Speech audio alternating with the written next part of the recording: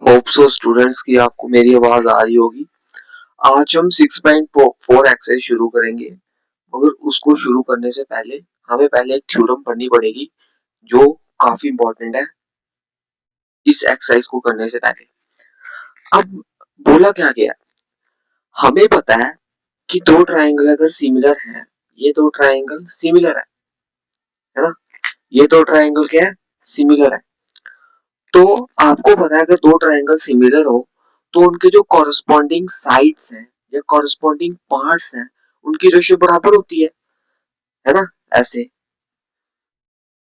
Corresponding part है उनकी ratio बराबर होती है, जैसे कि A B upon P Q की रेशियो जो होगी वही ratio B C upon Q R की होगी, is equal to A C upon P R corresponding parts की रेशियो। और इस ट्राइंगल का परपेंडिकुलर ए एम है और इस ट्राइंगल का परपेंडिकुलर पी एन है, तो उनकी रेशियो भी बराबर होगी A M upon P N. मतलब अगर दो ट्राइंगल सिमिलर होते हैं तो उनके जो कॉरस्पॉन्डिंग पार्ट्स उनकी रेशियो बराबर होती है कि नहीं। अब इन्होंने क्या बोला होगा, the ratio of area of two similar triangle is equal to square of their corresponding sides. अब एरिया क्या होगा किसका, ए बी सी का एरिया क्या होगा, 1/2 बेस इंटू हाइट, बेस क्या है इसका बी सी और हाइट क्या है ए एम, परपेंडिकुलर भी बोलते हैं हाइट को, है ना। और एरिया इसका क्या होगा, area of triangle P Q R, इसका एरिया क्या होगा 1/2 बेस, बेस क्या है इसका क्यू आर इंटू हाइट क्या है इसकी पी एन। मैं दोनों को डिवाइड कर दूं, इन्होंने क्या बोला ratio of area of two similar triangle, तो इन दोनों ट्राइंगल की जो रेशियो होगी, एरिया ऑफ ट्राइंगल एबीसी की जो रेशियो होगी और area of triangle P Q R की जो रेशियो होगी वो किसके बराबर होगी। जब मैं इन दोनों को डिवाइड करूंगा तो ये और ये कट जाएगा, है ना। अब देखो BC upon Q R, BC upon Q R किसके बराबर है, A M upon P N की। तो बीसी अपॉन क्यू आर की जगह मैं A M upon P N लिख सकता हूँ। देखो बीसी अपॉन क्यू आर की जगह तो क्या हो गया, A M upon P N का स्क्वायर नहीं हो गया, या मैं उल्टा भी कर सकता हूँ, A M upon P N की जगह में बीसी अपॉन क्यू आर लिख सकता हूँ। तो A M upon P M की जगह पी एन की जगह में बीसी अपॉन क्यू आर लिख देता हूँ, तो दो बार ही हो जाएगा तो उसका स्क्वायर आ जाएगा, क्यू आर का स्क्वायर। मतलब एरिया, तो इससे क्या कंक्लूजन निकला कि तो ये भी हो सकता है ना, अगर बीसी अपॉन क्यू आर है तो A B upon P Q का स्क्वायर भी तो हो सकता है, हाँ क्यों नहीं हो सकता। तो मुझे 100% यकीन है कि आपको ये चीज समझ आ गई होगी, है ना। अब मैं इसको पूरा एक फॉर्म में लिख देता हूँ सो दैट कि आपको समझ आ जाए, आप उतार पाओ उसको कॉपी पे।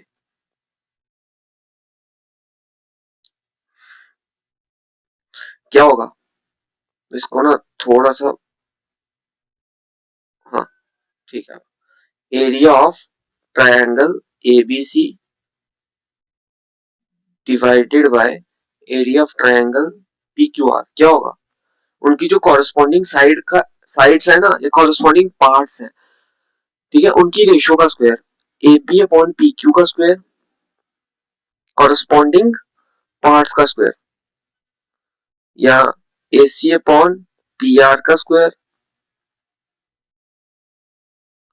या A M upon P N का स्क्वायर, या B C upon Q R का स्क्वायर। तो ये होता है आपका थ्योरम कि जो एरिया है दो सिमिलर ट्रायंगल का वो किसके बराबर होगा, square of there corresponding sides. ठीक है, चलिए आगे। अब देखो यहाँ पे दो सिमिलर ट्रायंगल दिए हुए हैं, ट्रायंगल एबीसी, ध्यान से देखना, और ट्रायंगल डीईएफ। जितने भी क्वेश्चन है इसी के ऊपर बेस है। ये दो ट्रायंगल सिमिलर है, ये सिमिलर का सिंबल है ना। तो एरिया क्या होगा ट्रायंगल एबीसी का, है ना, और रेशियो क्या होगी ट्रायंगल डीईएफ का। क्या होगी, कॉरस्पॉन्डिंग साइड के स्क्वायर के बराबर। तो देखना ध्यान से, उन्होंने दिया हुआ है इसका एरिया, क्या दिया हुआ है, एरिया ऑफ एबीसी का क्या है 64 और डीईएफ का क्या है 121, रिस्पेक्टिवली बोला हुआ है, मतलब एबीसी का 64 होगा और डीईएफ का 121 एरिया 121। मगर हमें ये भी पता है कि जो रेशियो होगा इन दोनों की एरिया की, वो उनकी जो कॉरस्पॉन्डिंग साइड है उनके स्क्वायर के रेशियो के बराबर होगा। मतलब एबीसी और डीईएफ के एरिया का रेशियो क्या होगा, कोई भी एक साइड ले लो, इधर ईएफ दी हुई है इन्होंने और बीसी पूछी हुई है, तो हम इन दोनों को ही कंसीडर करते हैं, बीसी अपॉन ईएफ का होल स्क्वायर, है ना, क्योंकि ये दोनों कॉरस्पॉन्डिंग साइड्स हैं, देखो ये दोनों कॉरस्पॉन्डिंग साइड्स हैं, ये भी ट्रायंगल का बेस है और ये भी ट्रायंगल का बेस है, तो कॉरस्पॉन्डिंग हो जाएगा 64 अपॉन 121। स्क्वायर इधर जाता है क्या हो जाता है रूट, तो स्क्वायर इधर चला गया तो क्या हो जाएगा रूट। कौन सा ऐसा नंबर है जिसको दो बार मल्टीप्लाई करूंगा आता है 64, तो स्क्वायर रूट है ना 8, क्योंकि 8 का स्क्वायर 64 होता है और 121 का रूट क्या होता है 11, 11 इंटू 11 121। ठीक है, समझ आ गई। तो बीसी ईएफ तो हमें दिया हुआ था 15.4 इज इक्वल टू 8 अपॉन 11। अब क्रॉस मल्टीप्लाई तो करने आता है आपको, इसको ऐसे कर दो, इसको ऊपर भेज दो, है ना, 15.4 बीसी निकल जाएगा, क्या करेंगे 11 के टर्म में कितने का आता है 11 वन था 11 फोर था, तो इन दोनों को जब मल्टीप्लाई करोगे तो हो जाएगा 11.2 सेंटीमीटर। समझ आ गई, मैंने बिल्कुल स्टेप बाय स्टेप करवाया है सो दैट की कोई स्टेप मिस नहीं हो जाए, आपको ये पता ये नहीं लगे कि ये कहां से आ गया, तो मैंने पूरा डिटेल में बता दिया है, होप सो कि आपको समझ आ गया होगा। चलिए हम नेक्स्ट क्वेश्चन की ओर बढ़ते हैं।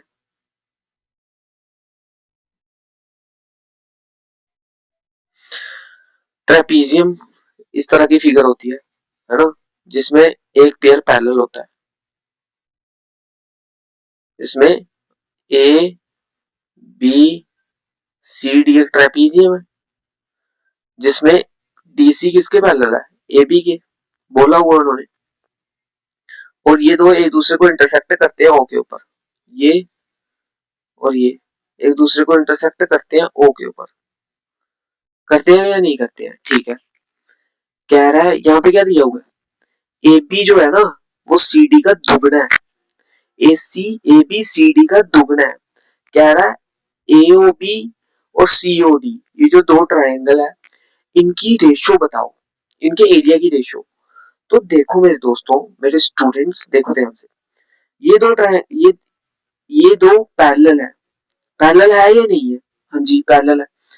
जब दो लाइनें पैरेलल हो और उसको एक लाइन काट रही हो तो क्या होता है, जो जेड बन रहा है ना जेड, तो ये वाला एंगल इस वाले एंगल के बराबर होता है ना, इसको अल्टरनेटिव डिग्री एंगल बोलते हैं। तो यहाँ पे देखो दो लाइनें पैरेलल है और उसको एक लाइन काट रही है, तो ये वाला एंगल अगर 1 है तो ये वाला भी एंगल 1 होगा, है ना। ये ये दो जब दो लाइनें एक दूसरे को काटे तो जो आमने सामने वाला एंगल होता है वो भी बराबर होता है वर्टिकली अपोजिट एंगल से। तो अगर ये 2 है, एंगल 2 मान लेते हैं, तो ये भी तो 2 ही होगा। तो बाय ए देख दो दो एंगल, एक वाला अगर मैं ये वाला ट्राइंगल लूं ए ओ बी और मैं ट्राइंगल लूं कौन सा सी ओ डी, आप देख रहे हो इसमें दो दो एंगल बराबर है, तो बाय ए ये दो ट्राइंगल सिमिलर नहीं हो जाएंगे, कौन सा वाला triangle A O B will be similar to triangle C O D. समझ आ गई कि नहीं आ गई, ए सिमिलरिटी से दो ट्राइंगल सिमिलर हो गए। अब इनकी कॉरस्पॉन्डिंग साइड को की रेशियो क्या है, ये देखो ए बी क्या दिया हुआ है, A B upon C D की रेशियो क्या दी हुई है, A B upon C D की रेशियो क्या दी हुई है 2/1। मतलब जो ए बी है ना ट्राइंगल, उसका हर एक साइड इस जो सी ओ डी ट्राइंगल है उसकी दुगनी है, देखो 2/1 है ना, 2/1 है। तो क्या हो जाएगा, area of triangle A O B, since A O B और सी ओ डी सिमिलर है, तो एरिया ऑफ ट्राइंगल ए और बी और एरिया ऑफ ट्राइंगल सीओडी क्या हो जाएगा, उनकी जो कॉरेस्पॉन्डिंग साइड है उनकी रेशियो उनकी रेशियो के स्क्वायर के बराबर होगा। ए और बी की कोई भी एक साइड ले लो, मैं ए और बी की ये ले लेता हूँ, ए बी की कॉरेस्पॉन्डिंग क्या है, देखो नाम से पढ़ो, ए बी की कॉरेस्पॉन्डिंग क्या है, सी डी। तो सी डी इनके स्क्वायर के बराबर, ए बी और सी डी तभी तो उन्होंने दिया हुआ था। 2/1 का स्क्वायर क्या हो जाएगा, 4। वन लगाओ या नहीं लगाओ नीचे कोई फर्क नहीं पड़ता, है ना। आंसर आ गया। क्वेश्चन नंबर 2 हमने कर दिया आराम से। ये थोड़ा अलग है, पहले और दूसरा क्वेश्चन तो एक जैसा ही था, मगर ये जो तीसरा क्वेश्चन है थोड़ा सा अलग है, बिल्कुल थोड़ा सा अलग है, ध्यान से देखना इसको। आपको क्या करना है, यहाँ पे दिया हुआ है वही ट्रेपीजियम है, सेम है, दो डायगोनल है जो उसको ओ के ऊपर काटते हैं। यहाँ पे हमने क्या प्रूव करना है कि एबीसी अपॉन डीबीसी की जो एरिया का रेशियो है वो एओ अपॉन डीओ है। तो हम करेंगे पता क्या, यहाँ से कंस्ट्रक्शन करनी है आपको, कंस्ट्रक्शन पहले समझ लेना ध्यान से, फिर मैं एक बार फिर से बता दूंगा। यहाँ ए से ना परपेंडिकुलर खींचो बीसी के ऊपर, है ना, ड्रा आराम आराम से, ए एम लिख देता हूं, A M, A M perpendicular to BC, और यहां से डी से परपेंडिकुलर खींचो, थोड़ा सा टेढ़ा हो गया कोई बात नहीं, and D N perpendicular to BC, ठीक है, परपेंडिकुलर खींच दिए मैंने। अब आप क्या करो कि ए ओ एन, कौन सा वाला triangle, A O N triangle A O M ले लो, और ले लो ट्राइंगल डी ओ एन, ये जो ट्राइंगल बना है ये वाला, और ले लो ट्राइंगल डी ओ एन। अब ध्यान से देखना स्टूडेंट्स, ध्यान से देखना इसको, एंगल एम एंगल एन के बराबर है क्योंकि दोनों 90-90 डिग्री में डाले हुए हैं, और ये वाला एंगल इसके बराबर है, vertically opposite angle, angle A O M is equal to angle D O N by, reason देना होता है आपको, वर्टिकली अपोजिट एंगल्स, ठीक है। तो बाय ए ए ये दो ट्रायंगल सिमिलर हो जाएंगे कि नहीं। अब देखो, अगर ये दो ट्रायंगल सिमिलर है तो उनकी जो कॉरेस्पॉन्डिंग साइड है उनकी रेशियो भी बराबर होगी। तो कॉरेस्पॉन्डिंग साइड क्या हो जाएगी इसकी, नाम से देख लो, AO upon DO is equal to AM AM upon DN. Corresponding side की रेशियो बराबर होगी, होगी कि नहीं होगी। अब देखना, अब क्या करोगे आप, लोगे triangle ABC and triangle DBC, बस हो जाएगा, इधर इधर से काम हो गया खत्म। चलो पहले मैं मिटा देता हूँ जो अनवांटेड वर्ड है, ये आपने लिख दिया ना, इधर से ऊपर से शुरू करता हूँ, है ना, ये चीज आपने लिख दी। तो ये चीज हमने प्रूफ की ना अभी, की ना। अब मैं लेता हूँ ट्रायंगल एबीसी और मैं लेता हूँ ट्रायंगल डीबीसी, इसका एरिया निकालो क्योंकि इन्होंने यही दो ट्रायंगल लिए हुए हैं इसलिए, है ना।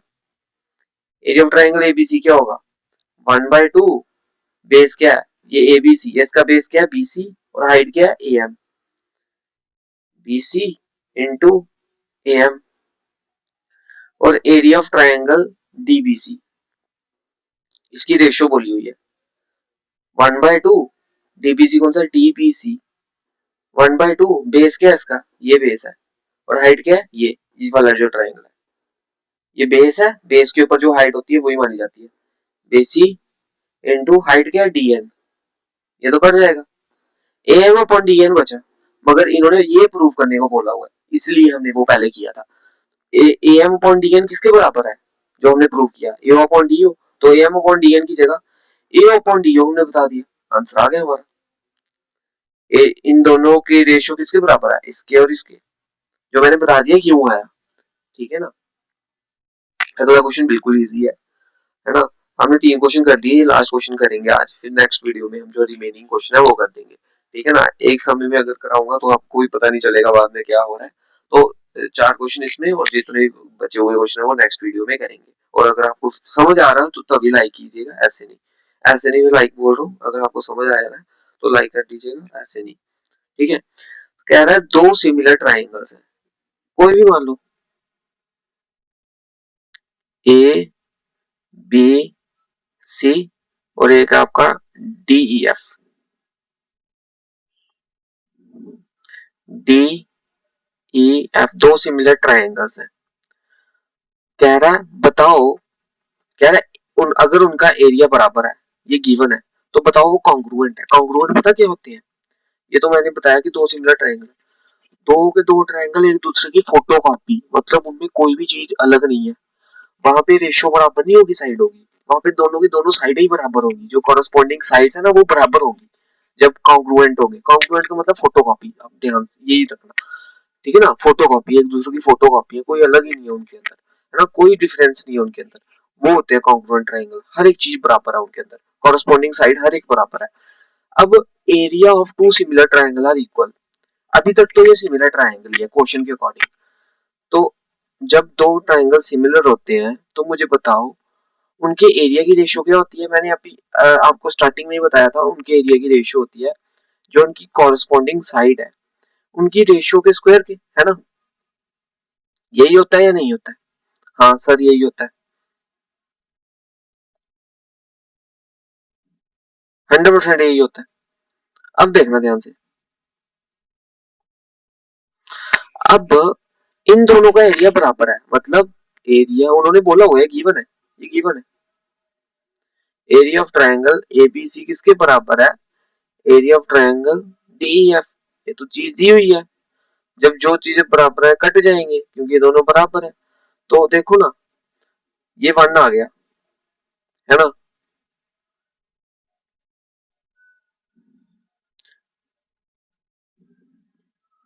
इसको मैं स्क्वायर को अलग अलग लिख सकता हूँ ना ऊपर, दोनों को साथ कर दिया। अब देखना ध्यान से, अगर मैं इन दोनों को ही लूं तो इधर से क्या हो जाएगा, ए बी का स्क्वायर डी का स्क्वायर। और जब पावर में दोनों पावर इज इक्वल टू के दोनों पावर सेम हो कट जाती है, तो ए बी किसके बराबर आया? ए बी किसके बराबर आया? डीई के, मतलब ये इसके बराबर है। ये तो मैंने बड़ा बना दिया था क्योंकि स्टार्टिंग में उन्होंने यही दिया था कि वो सिमिलर है। ए बी डी के बराबर है, बी सी ई एफ के, बी सी ई एफ के, और ए सी, है ना। जब जिस तरह मैंने ये किया वैसे ही ऐसे वन किसके बराबर हो जाएगा, ए सी अपॉन डी एफ के स्क्वायर के। तो क्या हो जाएगा, ए सी डी एफ के बराबर हो जाएगा, ये जो है इसके बराबर हो जाएगा। तो उनकी जो साइडें हैं वो बराबर ही है, तो एंगल भी बराबर होंगे ना। दो ट्रायंगल है, अगर उनकी कॉरेस्पॉन्डिंग साइड्स भी बराबर है, मतलब वो एक दूसरे की फोटो कॉपी है, तो एंगल भी बराबर होंगे। तो इधर से हमने प्रूव कर दिया कि ये चीज होगी तो ये चीज हो जाएगी, ठीक है। होप सो कि आपको समझ आ गया होगा, मैंने बिल्कुल डिटेल में बताया है आपको हर एक चीज। तो समझ तो पक्का आ ही गई होगी, और अगर आ गई है तो लाइक कर दीजिए, नहीं आ गई है तो नहीं लाइक कीजिए। Thank you, thank you.